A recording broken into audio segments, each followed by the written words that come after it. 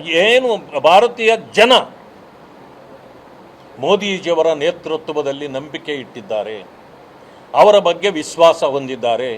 ಅದೇ ಕಾರಣಕ್ಕೆ ಎಂದಿಗೂ ಗೆಲ್ಲೋದೇ ಸಾಧ್ಯವೇ ಇಲ್ಲ ಅಂತಕ್ಕಂಥ ವೆಸ್ಟ್ ಬೆಂಗಾಲ್ನಲ್ಲೂ ಕೂಡ ಇವತ್ತು ಜನರೇ ಆಂದೋಲನ ಮಾಡಿ ಭಾರತೀಯ ಜನತಾ ಪಕ್ಷವನ್ನು ಗೆಲ್ಲಿಸಿ ಕಳಿಸಿದ್ದಾರೆ.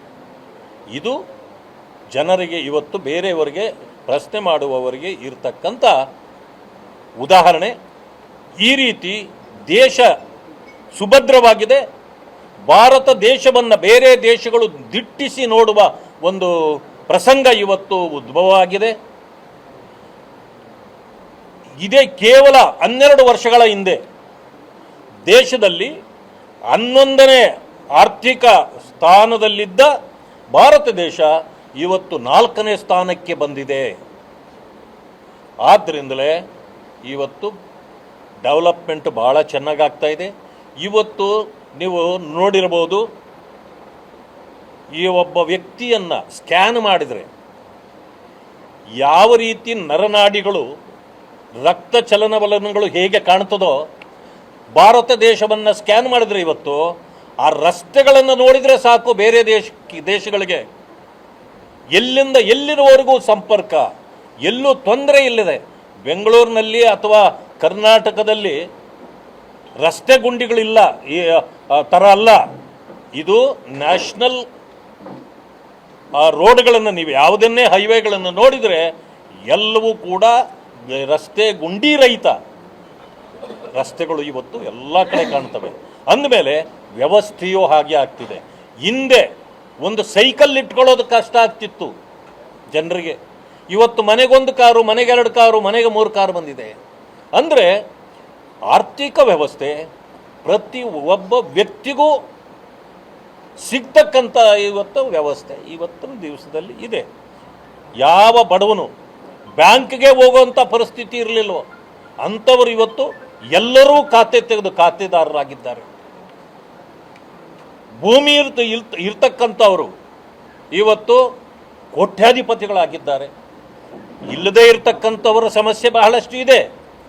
ಸ್ಥಳೀಯ ಸರ್ಕಾರಗಳು ಆ ಒಂದು ವ್ಯವಸ್ಥೆಯನ್ನು ಮಾಡಬೇಕಾಗಿತ್ತು, ಅನೇಕವೂ ಮಾಡಿಲ್ಲ. ಅನೇಕ ನ್ಯೂನ್ಯತೆಗಳು ಇನ್ನೂ ಇದ್ದರೂ ಕೂಡ ದೇಶ ಸುಭದ್ರವಾಗಿರ್ತಕ್ಕಂಥ ಕೆಲಸವನ್ನು ಮೋದಿಜಿಯವರು ಮಾಡಿದ್ದಾರೆ. ಅದಕ್ಕೆ ನಾವು ಹೇಳೋದು, ಮೋದಿಜಿಯವರು ಯಾವತ್ತೂ ಒಂದು ಮಾತು ಹೇಳ್ತಾರೆ, ದೇಶ ಮೊದಲು. ದೇಶ ಇದ್ದರೆ ನಾವು, ಅದಾದ ಮೇಲೆ ಪಕ್ಷ ನಂತರ, ನಾನು ಅದ ನಂತರ, ಹೀಗೆ ಮಾಡಿ ದೇಶವನ್ನು ಸುಭದ್ರಗೊಳಿಸುವ ಕೆಲಸವನ್ನು ಇವತ್ತು ಮಾಡ್ತಾ ಇದ್ದಾರೆ. ಆದ್ದರಿಂದ ನಾನು ಹೇಳ್ತೇನೆ, ಕಾಂಗ್ರೆಸ್ನವ್ರು ಏನು ಬೇಕಾದರೂ ಹೇಳ್ಕೊಳ್ಳಿ, ಅದಕ್ಕೆ ನಾವು ಸೊಪ್ಪಾಕೋರಲ್ಲ. ಇನ್ನೂ 15-20 ವರ್ಷಗಳ ಕಾಲ, ಇನ್ನೂ 2 ಅವಧಿಗೆ ಪ್ರಧಾನಮಂತ್ರಿಯಾಗಿ ಮೋದಿಜಿಯವರೇ ಮುಂದುವರಿತಾರೆ. ಇನ್ನೂ 2 ಅವಧಿಗೆ. ಇದು ಈ ದೇಶದಲ್ಲಿ ಜನ ಅವರಿಗೆ ಕೊಡ್ತಾ ಇರತಕ್ಕಂಥ ಬೆಂಬಲ, ಜನರ ಆಶೀರ್ವಾದ. ಅದಕ್ಕೆ ನಮ್ಮ ಕಾರ್ಯಕರ್ತರು ಎಲ್ಲರೂ ಸೇರಿ